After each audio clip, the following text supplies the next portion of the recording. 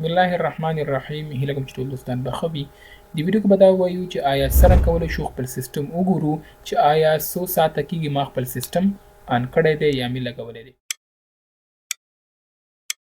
سمپلی تاسو به راشئ په ټاسک بار باندې به رایټ کلیک وکړئ او په دې کې به تاسو ټاسک مینیجر باندې کلیک وکړئ.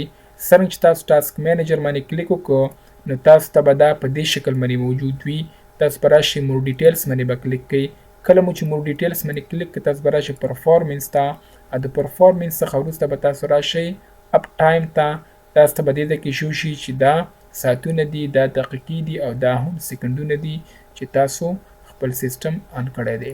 نو هیله کوم چې په دې ویډیو باندې پوه شوي یاست. که دا ویډیو مو خوښ شوي وي د لایک بټن در سره ضرور پریس کړئ او چینل هم سبسکرایب کړئ. بسم الله الرحمن الرحیم. هیله کوم چې ټول دوستان به ښه وي. د ویډیو کې به دا ووایو چې آیا څرنګه کولی شو خپل سیسټم وګورو چې آیا څو ساعته کېږي ما خپل سیسټم آن کړی دی یا مې لګولی دی.